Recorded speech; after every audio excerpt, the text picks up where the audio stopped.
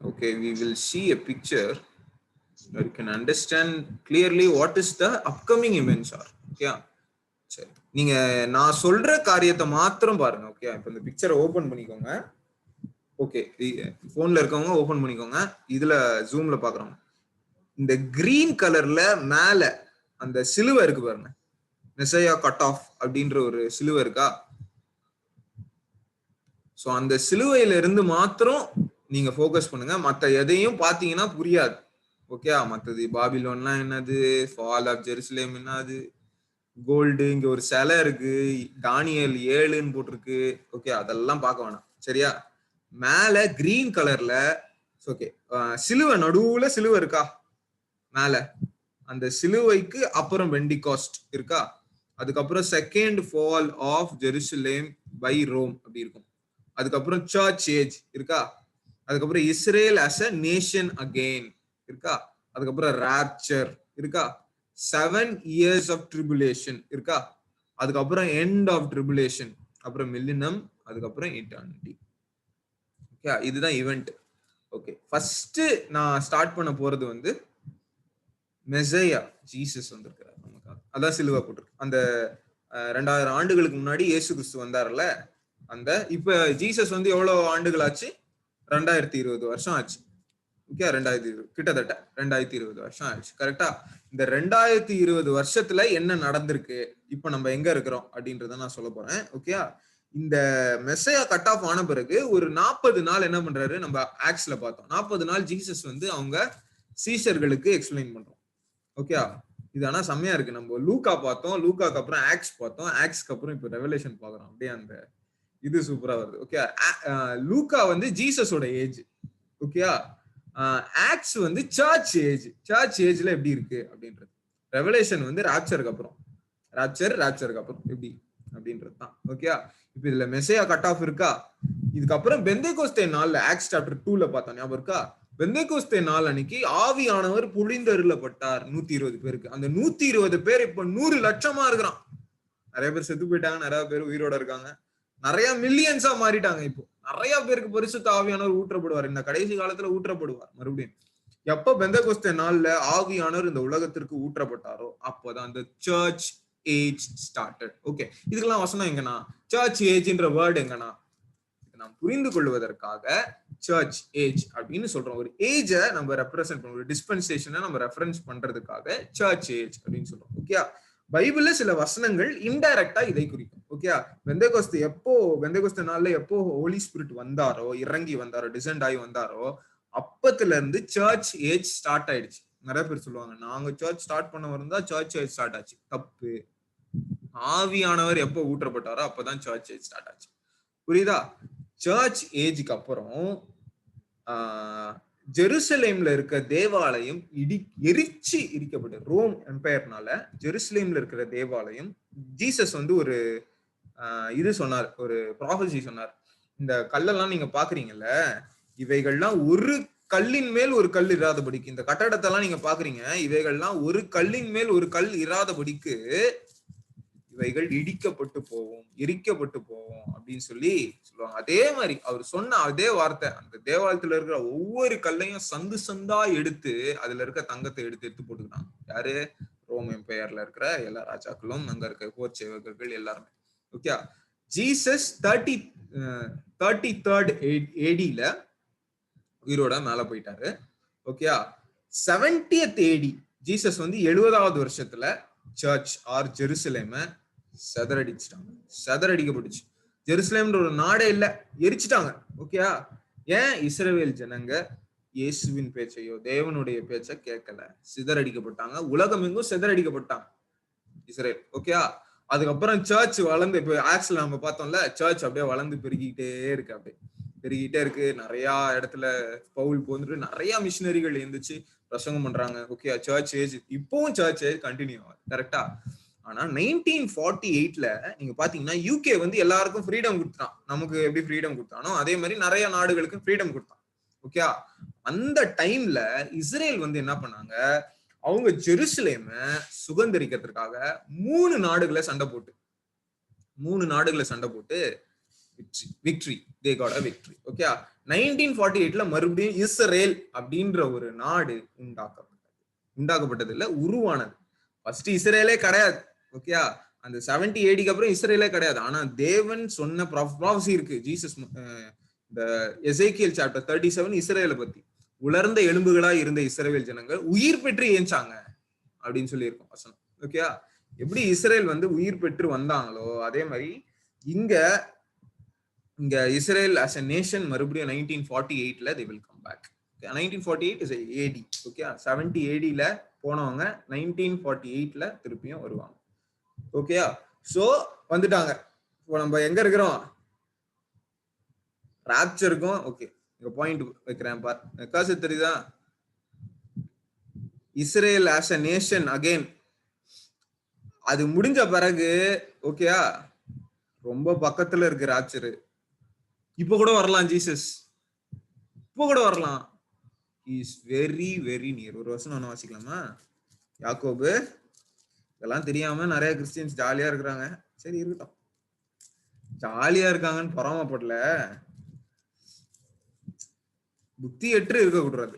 Okay, கர்த்தர் சொன்ன கமாண்ட்மெண்ட்ஸை follow பண்ணாம நான் ஜாலியா இருப்பேன் அப்படின்னு இருந்தீங்கன்னா ராப்சர்ல டாட்டா பாய் பாய்ன்ற. யாக்கோபு எங்கம்மா தேடிட்டு? யாக்கோபு 5ஆம் அதிகாரம் 9வது வசனம். சரண் வாசிப்பியா? சரி வாசிக்கிறேன். சகோதரரே, நீங்கள் நியாயம் தீர்க்கப்படாதபடிக்கு ஒருவருக்கொருவர் விரோதமாக முறையிடாதிருங்கள். இதோ நியாயாதிபதி வாசற்படியில் நிற்கிறார். எங்க நிக்கிறாரா? வாசற்படியில நிக்கிறாரு. நியாயாதிபதின்னு போட்டிருக்கு. ஓகேயா, இரக்கம் செய்கிறவர் சொல்ல. நியாயாதிபதினா ஜட்ஜி நிக்கிறாரு, ஜாகிரதையா இரு. ஓகேயா, ராப்சர் ஈவெண்ட் எப்ப வேணா நடக்கும். ராப்சருக்கு அப்புறம் கைவிடப்பட்டினா ரொம்ப கஷ்டமா. இப்போ எழுதி வச்சுக்கோங்க. இன்னைக்கு நம்ம ரெவலேஷன் இன்னைக்கு வாசிக்க மாட்டோம், தொடர்ந்து வாசிக்க போறோம். உலகம் என்னென்ன கஷ்டப்பட போகுது ராப்சர் அப்புறம் அப்படின்றத நீங்க படிச்சு, நான் வந்து ஒரு நாள் ரெவலேஷன் எப்படியா படிக்கணும் அப்படி படிச்சேன், ஒன்னும் புரியல. திரும்பி படிச்சேன், ஒன்னும் புரியல.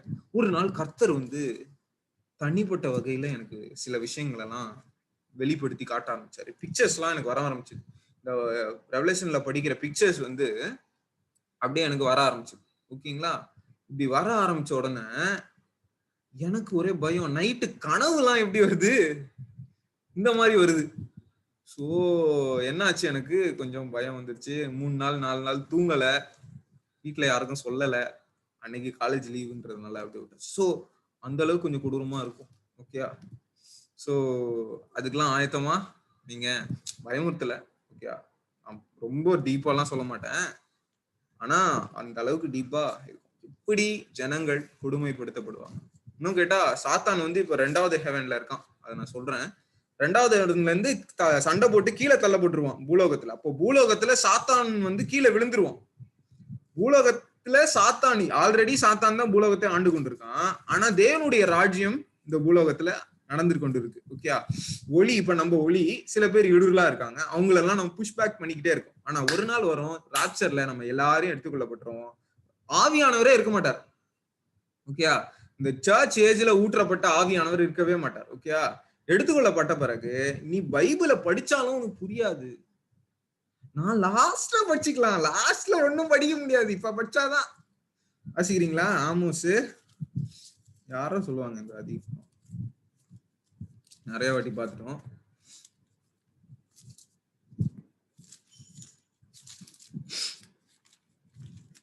வசனம் எடுத்துட்டீங்கன்னா வாசிங்க. ஆமோஸ் 8ஆம் அதிகாரம் 12 நினைக்கிறேன்.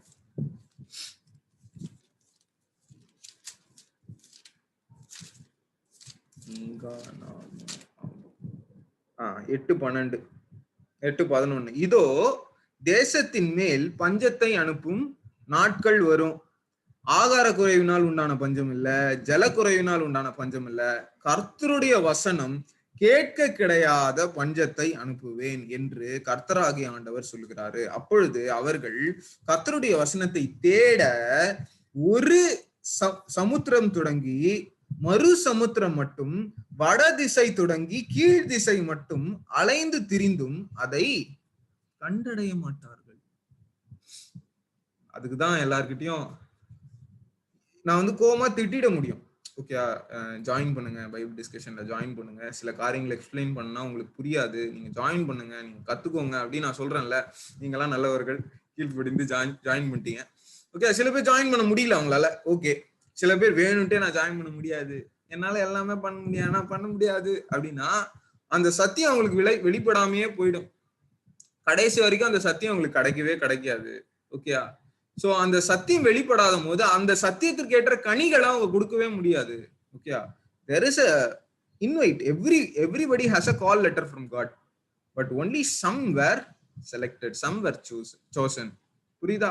சோ நாம் அந்த chosen லிஸ்ட்ல இருக்கணும். கால் லெட்டர் கிடைச்சா மட்டும் போதாது, அந்த chosen லிஸ்ட்ல நாம் இருக்கணும் என்று வேதவசனம் சொல்லுகிறது. கரெக்டா?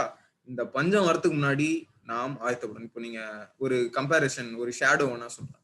யோசேப்பு காலத்துல பாத்தீங்கன்னா 7 வருஷம் செழிப்பு, 7 வருஷம் செழிப்பு, அதுக்கப்புறம் 7 வருஷம் பஞ்சம். ஓகேயா? அந்த செழிப்பான அந்த 7 வருஷங்கள் தான் இந்த சர்ச் ஏஜ். எங்க பார்த்தாலும் பைபிள் இருக்கும், எங்க பார்த்தாலும் ஆவியானவர் ஊற்றப்படுவாரு, எங்க பார்த்தாலும் சர்ச்சஸ் இருக்கும், எங்க பார்த்தாலும் பைபிள் ஸ்டடி, எல்லாரும் ஜூம் மீட்டிங் கனெக்ட் பண்ணுவாங்க, எல்லாரும் பைபிள் டிஸ்கஸ் பண்ணுவாங்க, எல்லாருக்கும். ஆனா அந்த 7 வருஷம் முடிஞ்ச பிறகு இந்த சர்ச் ஏஜ், 2000 வருஷம் சர்ச் ஏஜ், இந்த 2000 வருஷம் முடிஞ்ச பிறகு, ஓகே 2000 வருஷம் கூட இல்ல, எவ்வளவு வருஷம் போதோ எனக்கு தெரியாது, கிருபை நிமித்தம் எவ்வளவு வருஷம் எக்ஸ்டெண்ட் ஆகுதோ அவ்வளவு வருஷத்துக்கு அப்புறம் பெரிய பஞ்சம் வரும். இருக்கிற செழிப்பும் போற அளவு பஞ்சம் வரும். Be very very careful. நிறைய பேர் நினைக்கிறோம், என்ன நினைக்கிறோம்னா, நான் கிறிஸ்டியனு, நான் போயிடுவேன்னு நினைக்கிறோம். இல்ல, நோ. ஓகேயா? அந்த மாதிரி ஒரு எண்ணத்தை நீங்க நினைக்கவே நினைக்காதீங்க. ஓகேயா? ஒவ்வொருடைய கிரியைகளுக்கு தக்கதாக கர்த்தர் பலன் அளிப்பார். அந்த வசனம் வாசிச்சோம்ல, வெளிப்படுத்தின விசேஷம் 22:12 பாத்தீங்கன்னா, இதோ சீக்கிரமாய் வருகிறேன், அவனவன் கிரியைகளின்படி. என்ன கிரியை? விசுவாச கிரியை. நீ விசுவாசல கல்வாரி சிலுவையில, அதுக்கேற்ற கிரியை பண்றியாமா? கிரியை பண்றியாப்பா? இல்ல கிரியை நான் பண்ணல, விசுவாசம் ஜீசஸ், நான் ரட்சிக்கப்பட்டேன், அவ்வளவுதான். கிரியை பண்ணியா? கிரியை எல்லாம் ஒண்ணுமே இல்ல. கிரியை இல்லைன்னா போக முடியாது. இங்க இருந்து 7 வருஷத்துல கிரியை பண்ணிட்டு வா. ஓகே, ஒரு வசனம் வேணா, ராப்சருக்கு வசனம் வாசிச்சிட்டோம். 7 years tribulation. இந்த 7 years tribulationல ஒருத்தன் வருவான், அவன் வந்து ஆட்சி செய்வான். அவனை பத்தி 2 தீமோத்தேயு தானே, இதுக்கு முன்னாடி 2 தீமோத்தேயு சாப்டர் 2, 2 தீமோத்தேயு சாப்டர் 2, தப்பு,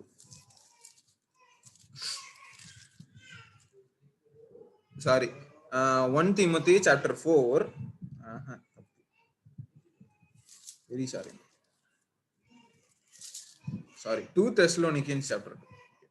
2 தெசலோனியன்ஸ் சாப்டர் 2 verse வந்து அந்த ஃபுல் அதிகாரமே அந்தி கிறிஸ்து பத்தி தான். ஆன்டி கிறிஸ்டின் வேணா ஹெட்டிங் எழுதிக்கோங்க, அப்பதான் உங்களுக்கு புரியும். ஓகே, அதுல வந்து 3வது வசனம் வாசிச்சீங்கன்னா, எவ்விதத்திலேயும் ஒருவனும் உங்களை மோசம் போகாதபடிக்கு எச்சரிக்கையா இருங்கள், ஏனெனில் விசுவாச துரோகம் முந்தி நேரிட்டு கேட்டின் மகனாகிய பாவ மனுஷன் வெளிப்பட்டால் ஒழிய அந்த நாள் வராது. கேட்டின் மகன் ஒருத்தன் இருக்கிறான். ஓகே, அருவருப்பு, மிருகம், கொம்பு, இப்படிலாம் வரும் வசனங்கள். இதெல்லாம் அந்தி கிறிஸ்துவை குறிக்கும், ஆன்டி கிரைஸ்ட் இவனை குறிக்கும். ஓகே, 7வது வசனம் வாசிச்சு பாத்தீங்கன்னா, அக்கிரமத்தின் ரகசியம் இப்பொழுதே கிரியை செய்கிறது, ஆனாலும் தடை செய்கிறவன், ஆக்சுவலா தடை செய்கிறவர் அப்படின்னு வரணும், தடை செய்கிறவன் நடுவில் இருந்து நீக்கப்படும் முன்னே அது வெளிப்படாது. அந்த அக்கிரமத்தின் கிரியை வெளிப்படாது. நீக்கப்படும் போது அந்த அக்கிரமக்காரன் வெளிப்படுவான், அவனை கர்த்தர் தம்முடைய வாயின் சுவாசத்தினாலே அடித்து போடுவார். ஓகே, இது இந்த கொஸ்டினுக்கு ஆன்சர் சொல்லுங்க பார்க்கலாம். நிறைய பேர் டிஸ்கனெக்ட் பண்ணிட்டீங்களா? ஓகே, யாரோ ஒருத்தர் காணுமே. சரி, தடை செய்கிறவன் நடுவில் இருந்து நீக்கப்பட்டால் ஒழிய அவன் வெளிப்பட மாட்டான். யாரோ இப்போ உட்கார்ந்துட்டு தடை செய்து கொண்டு இருக்கிறான் அந்தி கிறிஸ்து வராம இருக்கிறது. யார் அவரு சொல்லும் பார்க்கலாம். கரெக்டா சொன்னீங்கன்னா சாக்லேட் தருவேன், அதுக்கும் மேல தரணும். ஏன்னா தாமஸ் சொல்லு பார்க்கலாம். இன்னைக்கு ஃபுல்லா ஹோலி ஸ்பிரிட். டேய் வேற லெவல்ரா. I didn't expect man. எப்படி தெரியும்?